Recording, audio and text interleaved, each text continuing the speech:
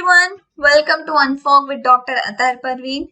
I hope you all are doing well and putting in all of your efforts and preparing well for your examinations.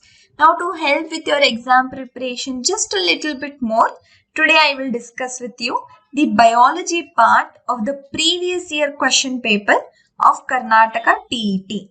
Not only that, I will also discuss with you some important points, some important bits and topics from which the questions can be asked from, most likely to be asked from in this year's Karnataka TET question paper.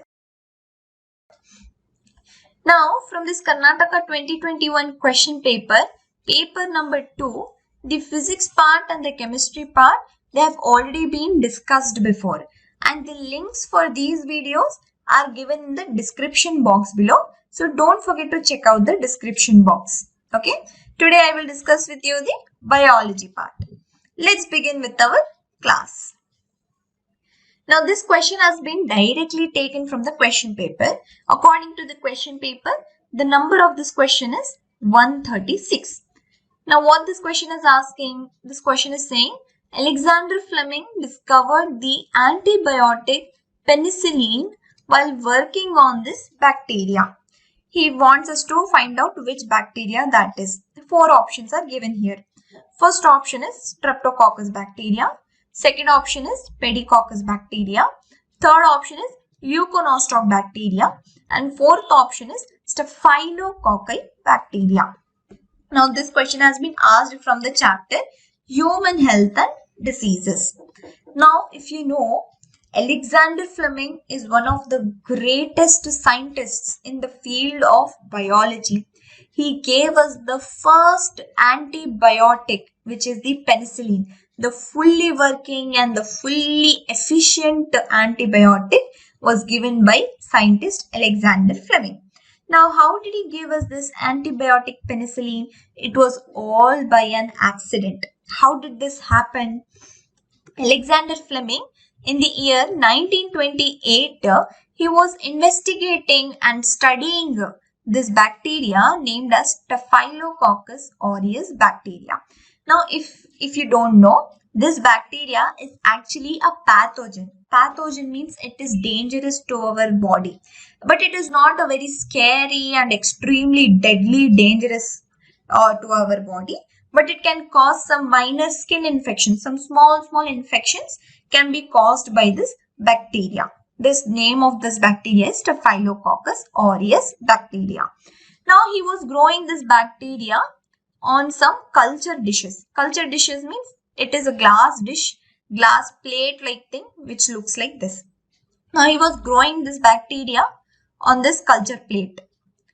These bacteria grows in the form of colonies. They'll form colonies like structures when they grow. So what happened?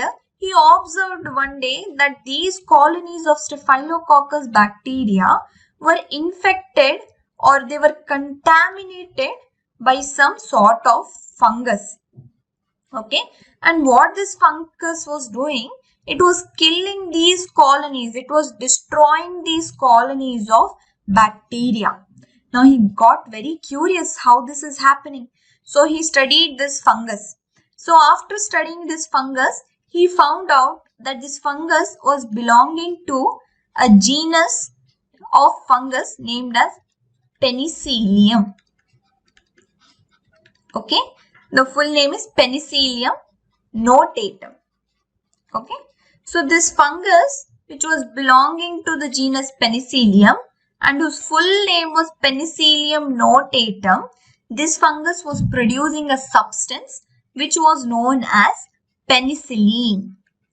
He named that substance as penicillin, and this substance penicillin was the one which was destroying these pathogens, which was destroying the colonies of this bacteria. So this is how he discovered the penicillin. So now we discussed the name of the bacteria before, right?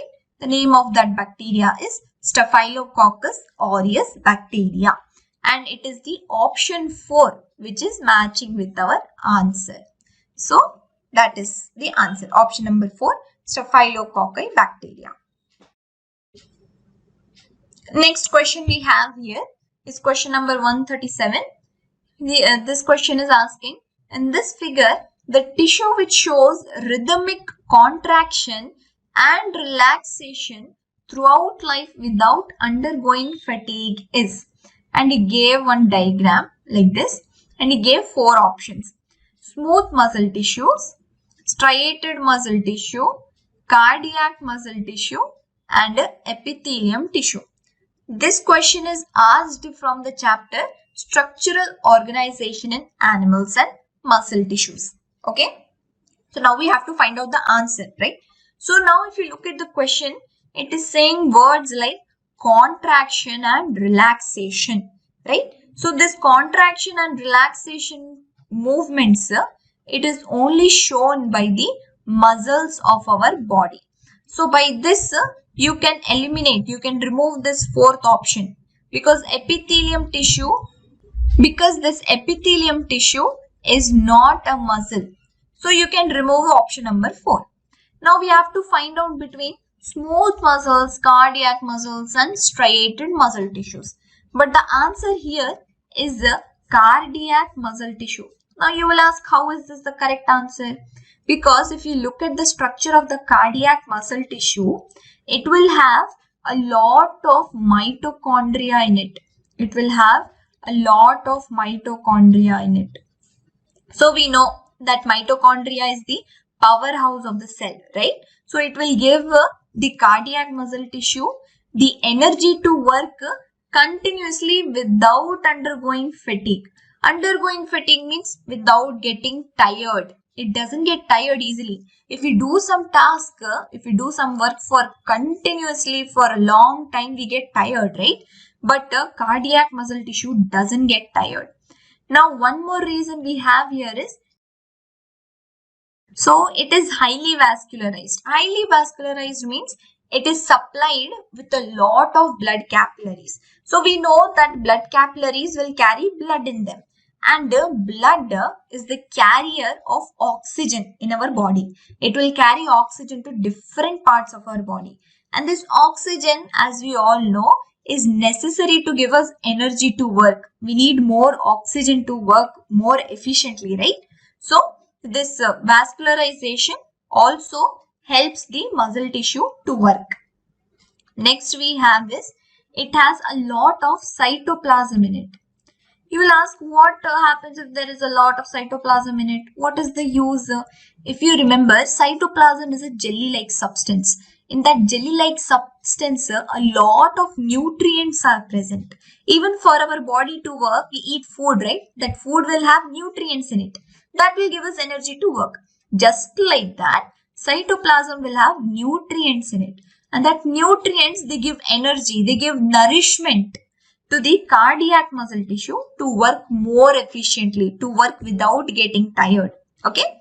Next reason, the final reason we have is, it has a lot of glycogen in it. Now, glycogen is the stored type of energy. It is the stored type of energy in our body. Okay. So, this glycogen also gives cardiac muscle tissues to work efficiently and continuously without getting tired. So, like we all remember, let's revise these points together. Now, repeat with me. Even you are not along with me, repeat with me from the screen. Okay. Cardiac muscle tissue undergoes rhythmic contraction and relaxation throughout life without undergoing fatigue because of 4 reasons. Those 4 reasons are, first one we'll write, it is highly vascularized. Vascularized. Then next we have, it has a lot of mitochondria, which is the powerhouse, so it will provide energy. Next we have is, it has a lot of cytoplasm, which will give it nourishment and nutrients. So, energy will get. Then last we have is glycogen, which is the stored type of energy in our body. This will give the cardiac muscle tissue energy to work. Okay. Now here I have noted down some different types of muscular tissues. Now we know this cardiac muscle tissue, right? Cardiac muscle tissue is found in our heart. Okay. Our heart is very important to us, right? So other two types we have here are smooth muscle tissue and striated muscle tissue. So let's take a look at them. We have the different types of muscular tissues, three types basically. So the first type of muscle we have here is skeletal muscle tissue. These muscles are attached to the skeleton and help in its movement. Okay. So we have our bones, right? Only bones cannot move alone. They need some support for showing movement. We can walk, we can run, we can write. That is all because of bones. Obviously, we will need bones, or else without bones, we will be like jelly. We will fall down. Then after bones, we have muscles. When these two come together, we can show movements. We can run, walk, we can do whatever we want because of these skeletal muscle tissues and the bones. Then next we have here is smooth muscle tissue. So the smooth muscle tissues, they are involuntary muscles. So involuntary muscles means you don't have control over them. Here the skeletal muscle tissues, they are voluntary muscles. Okay, let's write that down here. They are voluntary muscles, means if you want to move, you can move them. If you don't want to move, you don't want to move them, like that. But here in involuntary muscles means you don't have control over them. Your autonomous nervous system is the one which will control the movement of these involuntary muscles. Okay, autonomous nervous system is the one which controls the muscles of our body. Okay, so this autonomous nervous system will control these involuntary muscles. Now it stimulates the contractility of the digestive, urinary, reproductive systems, blood systems and airways. So what we are saying here is, now we have stomach. Now let's take, since we said digestive, let's take our stomach as an example. Can you move your stomach muscles on your own? No, right? And can you move the muscles in your small intestine on your own? If you want, if you can move, no, right? So that muscles, they are moved. The movement is controlled by the autonomous nervous system. Okay, you don't have the control over your muscles in the stomach, your small intestine, or your urinary bladder or reproductive systems, right? Your body controls it on its own. And even the blood vessels. Can you control the muscles present in blood vessels? Can you control how much amount of blood will flow through the capillaries or veins or arteries? We cannot control, right? And even in the airways. Airways means the inside the blood capillaries or the, which we have different ducts present in our breathing system, right? We cannot control those muscles on our own, right? So these all involuntary muscles. Okay, so they are all involuntary muscles, and these all involuntary muscles are controlled by the autonomous nervous system. Then next, third one we have is cardiac muscle tissue. So this cardiac word actually means heart. Okay, so this word cardiac means heart, and this cardiac muscle tissues, these are found only in heart. Our heart, it pumps blood to the top of our head. Against gravity, our blood will flow, and to the tip of our toes. If we are so tall, right? We are not very small organisms. We human beings are tall, right? So to the tip of the toes also, the heart pumps our blood. So for pumping that blood to so many far away points, heart requires muscles, and those muscles are known as cardiac muscles. Okay, so these cardiac muscles are only found in the heart.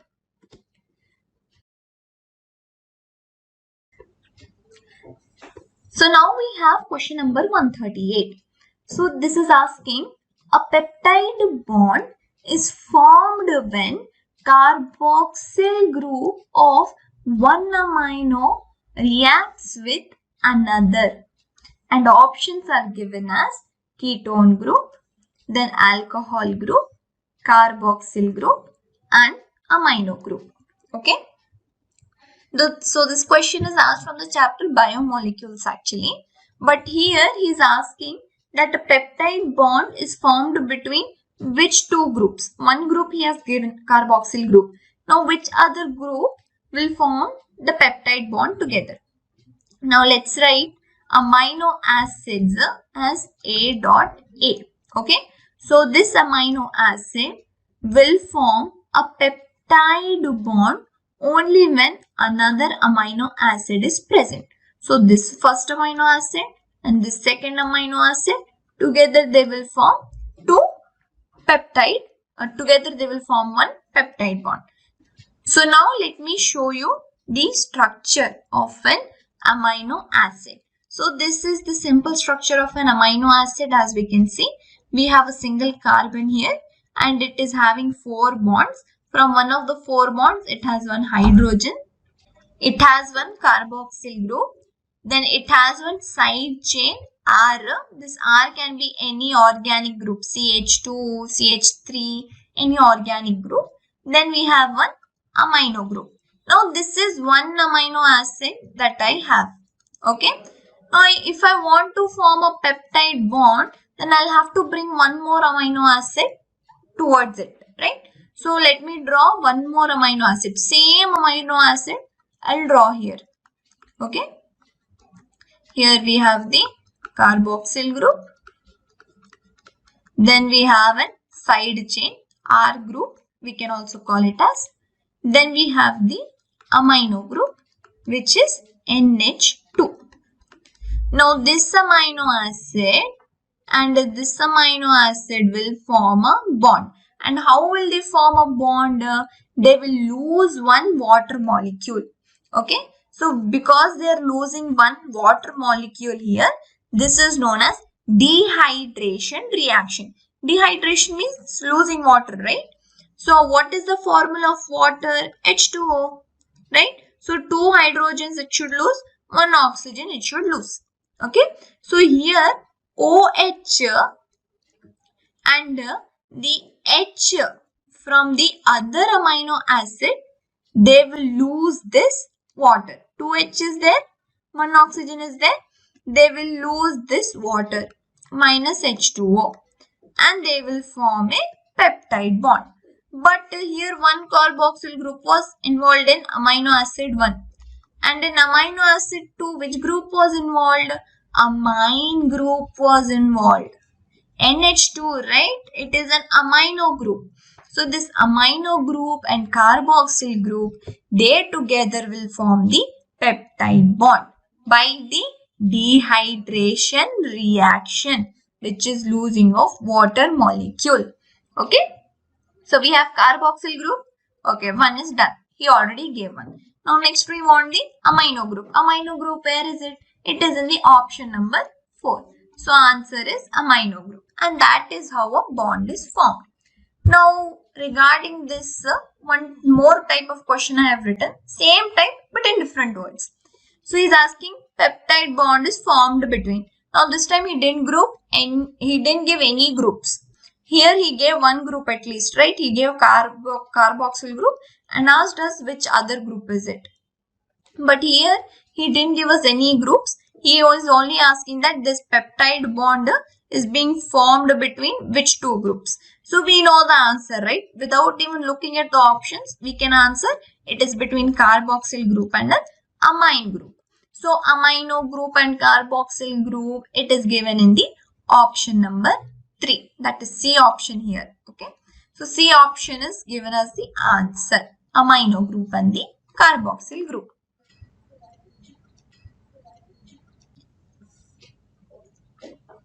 So next question we have the 139 question number.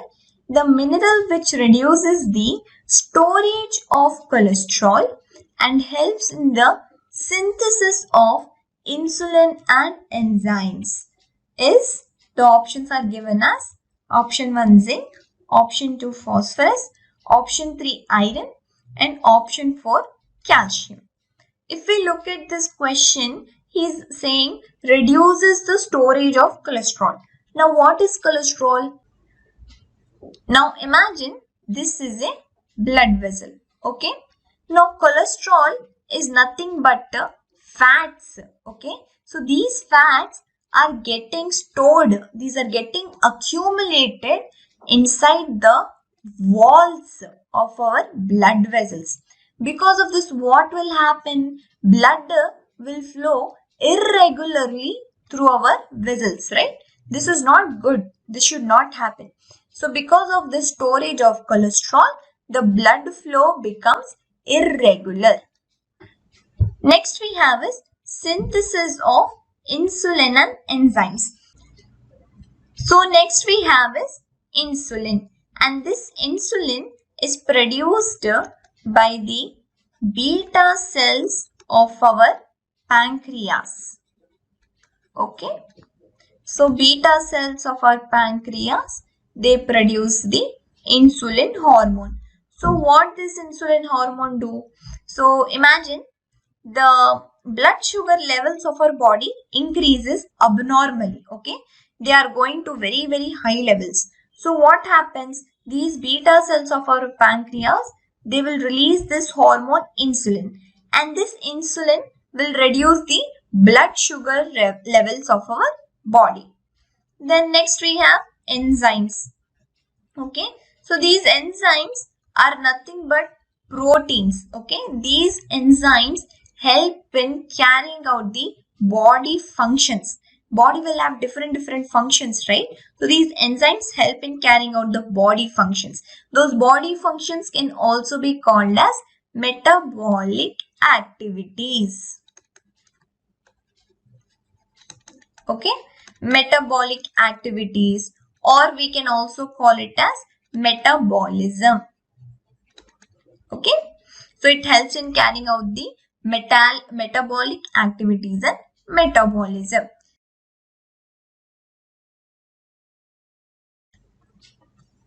Now here he is asking the name of the mineral which reduces the storage of cholesterol and helps in the synthesis of insulin and enzymes.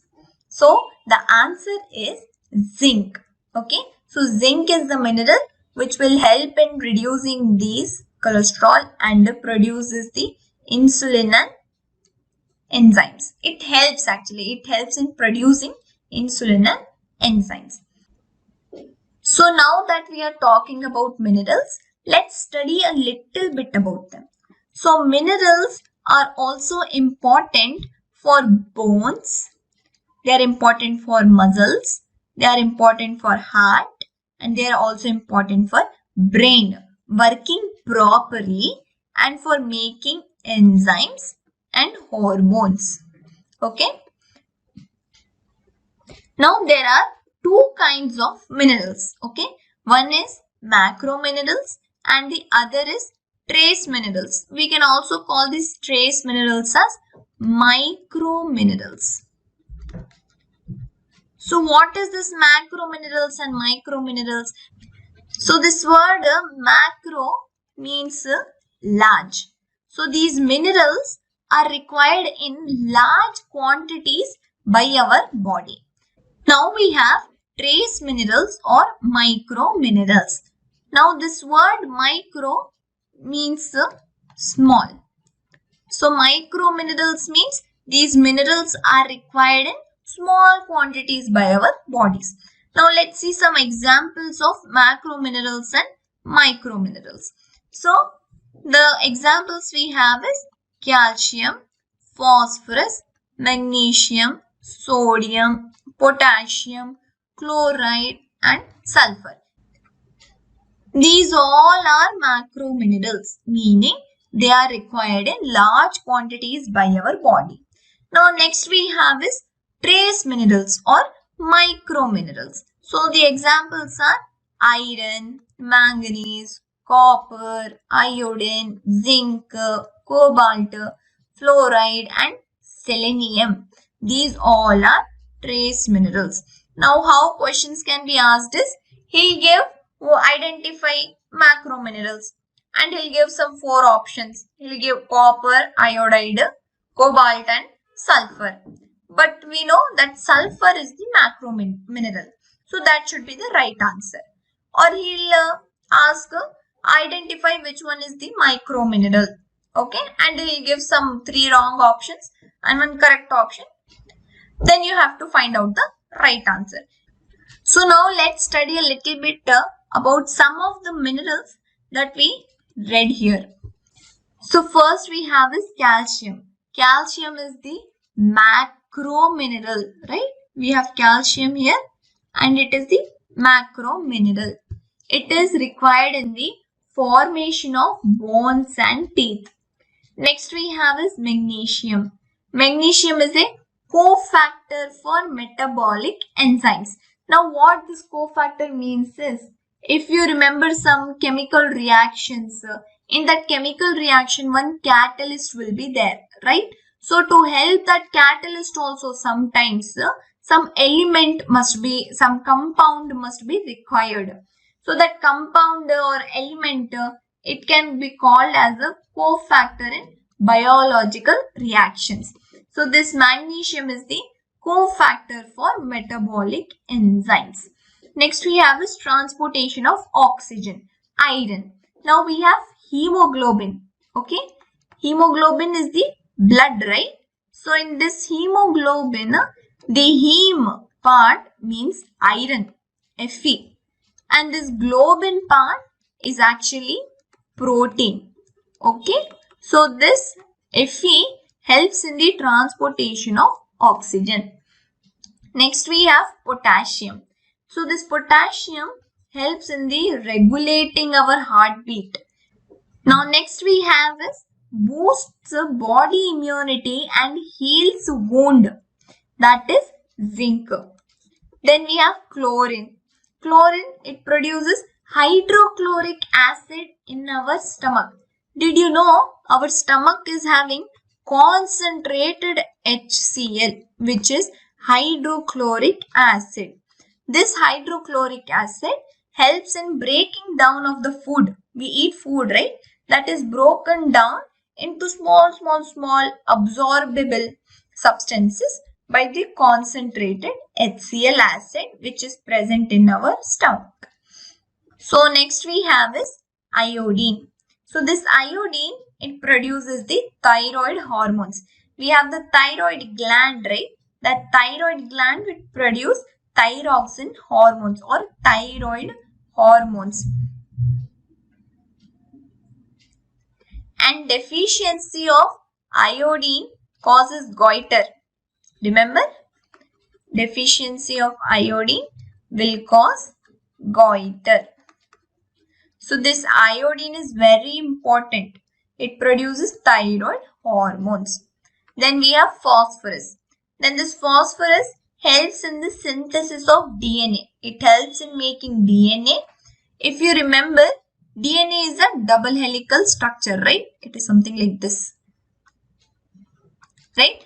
Now, this one helix, helical structure, if I take, it will have one sugar group, deoxyribose sugar. If we are talking about DNA, it will have one deoxyribose sugar. It will have one nitrogenous base. The nitrogenous base can also look like this, like a 2-ring structure. Okay, so this one nitrogenous base will be there and one phosphate group is there. Okay, this phosphate group and such many, this is one monomer, one nucleotide I am showing, means simple unit which will make up the DNA. Okay, so that simple unit is known as monomer. Okay, and the monomer of DNA is nucleotide. So the structure that I have shown here is of nucleotide. Okay, so such many nucleotides will come together and they will form DNA. How will they come together? This one nucleotide molecule is present, no? One more nucleotide molecule will have. Let's take an example. Okay, then we have nitrogenous base and this like this, and then we have the phosphate group. Now this phosphate group and this phosphate group, they both will form a bond.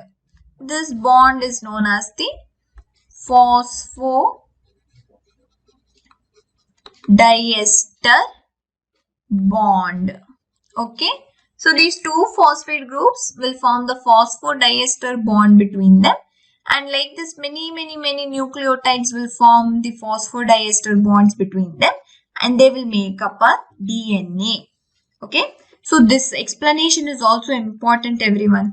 He can ask the name of the bond, or he can ask what is the monomer of the DNA. It is nucleotide. So please remember this also. Okay.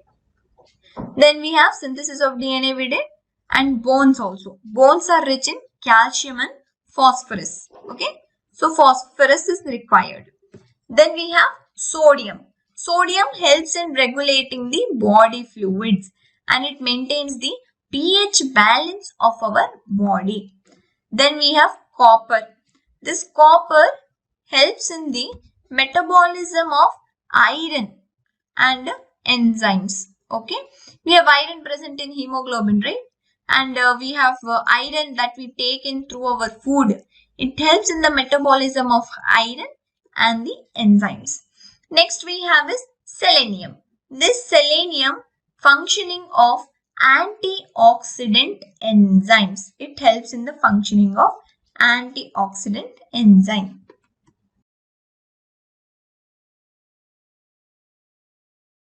Next question is, sucrose is a disaccharide made up of glucose plus galactose, or glucose plus glucose, or glucose plus mannose, or glucose plus fructose. Okay, this question is actually from the chapter biomolecules. So he is saying disaccharide. So if you look at this word disaccharide, you can divide this into two parts, di and saccharide. Di means two, saccharide means sugar. Okay, so we have words like mono, di, tri, tetra, then penta. So these means one. This di means two. Tri means 3, tetra means 4, penta means 5, and so on. Okay. So he is saying that this sucrose is a disaccharide for sure. But what is it made up of? What are the two sugars that are making sucrose? So the answer is glucose and fructose. Okay. The glucose and fructose, these two are actually monomers.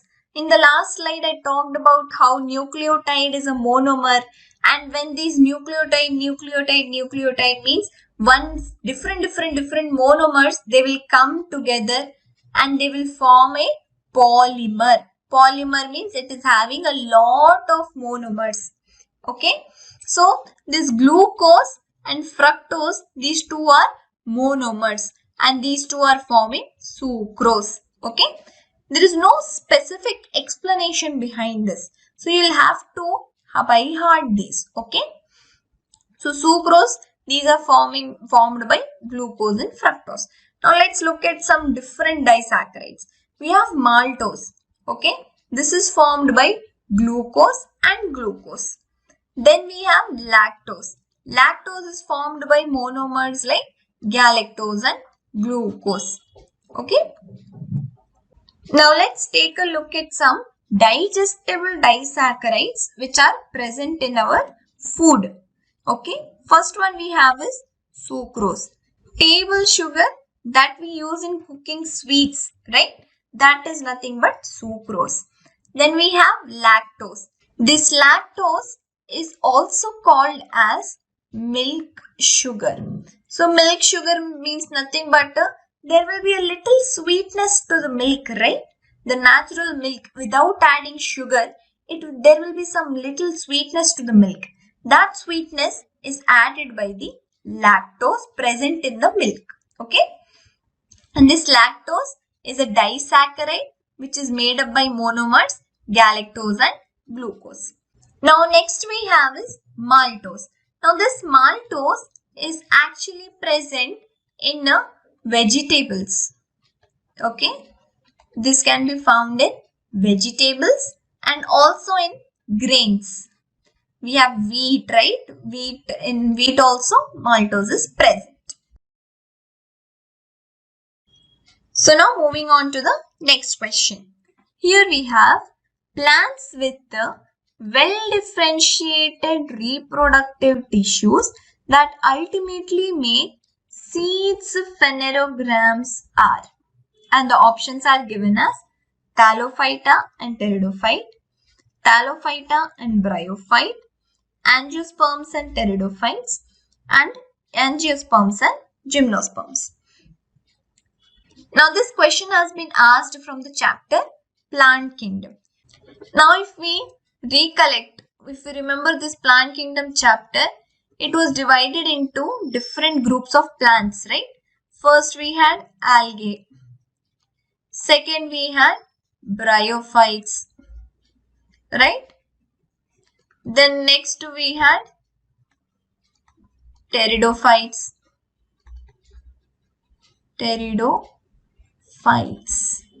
Then we had gymnosperms. And we had angiosperms. Okay. Now he is asking well-differentiated reproductive tissues and seeds phanerograms, meaning seed producing plants. Now those plants, seed producing plants are gymnosperms and angiosperm. So the answer is angiosperms and gymnosperms. Okay. So some other questions that can be asked from plant kingdom are who are known as the amphibians? Who are known as the amphibians of the plant kingdom? Let's write plant kingdom as PK. So here amphibians of the plant kingdoms are no one but bryophytes. Okay. This question can be asked. This is an important point. Remember this. Then next question he can ask is the vascular tissues. Vascular tissues means xylem, phloem. These vascular tissues first appeared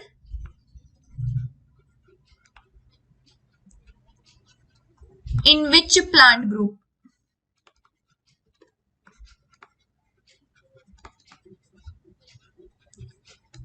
So the answer to that question is pteridophytes.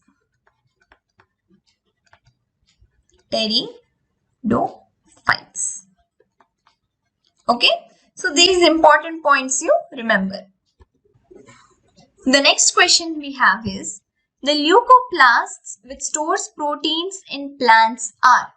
I think in this question instead of leucoplasts it should have been the word plastids. Then it would have made more sense. Okay. So let's read these questions as the plastids which stores proteins in plants are. Okay. The options are given as elaioplasts, amyloplasts, chloroplasts and eleuroplasts. This question has been asked from the chapter Cell the Unit of Life. Okay.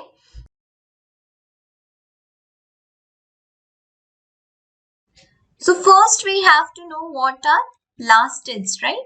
So these plastids are nothing but storage bodies of the plant cells. Okay.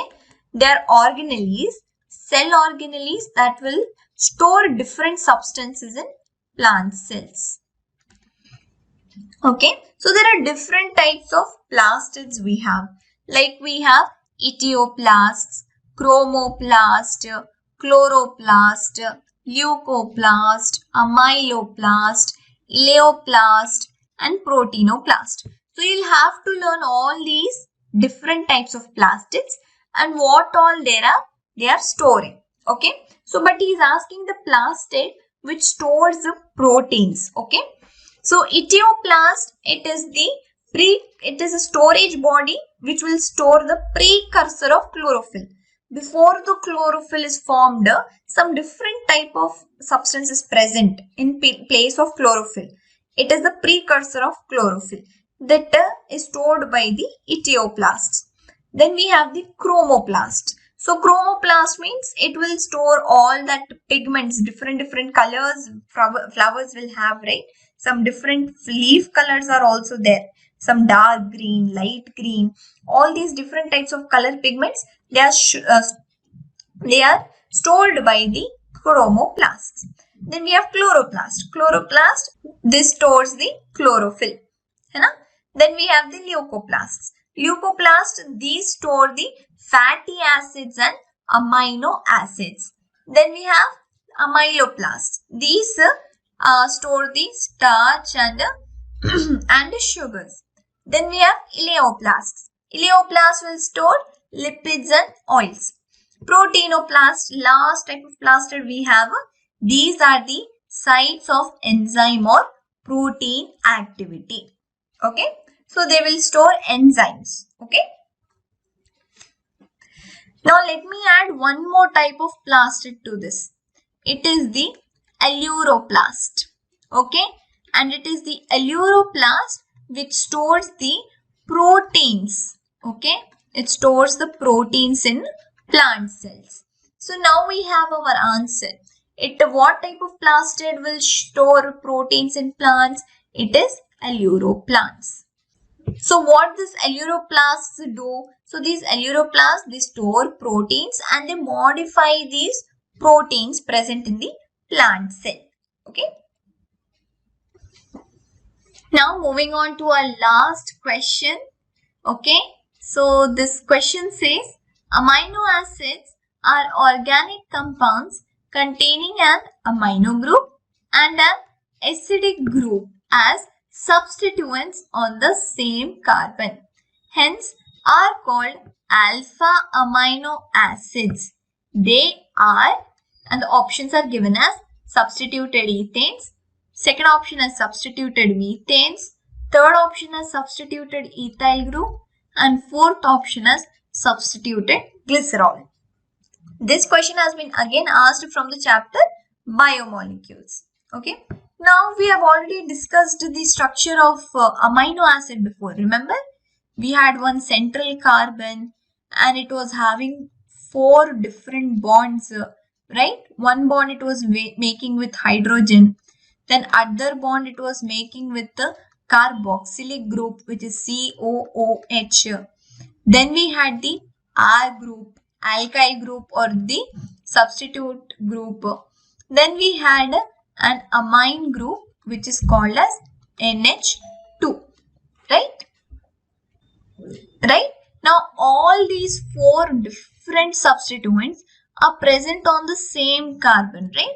So we'll call it as the alpha carbon. Now this amino acid is a monomer, right? So this will have only one carbon on it and it has only one carbon here. So this one carbon only, now we are substituting here different groups and making a amino acid. Okay.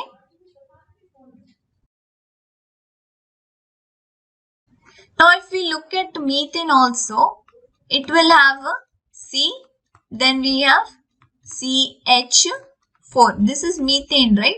Now this methane structure CH4 and this amino acid structure, they both look same, right? But only instead of these 3 groups, we have 3 hydrogens here.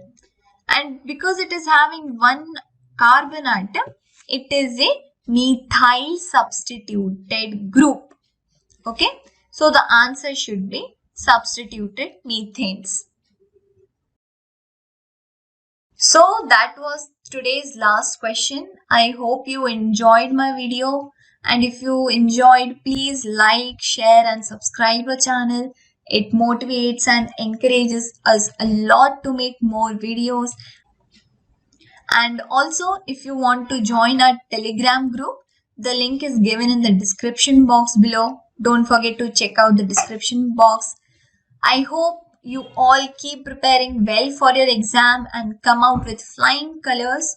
So all the very best for your exam. See you all in the next lecture. Bye bye.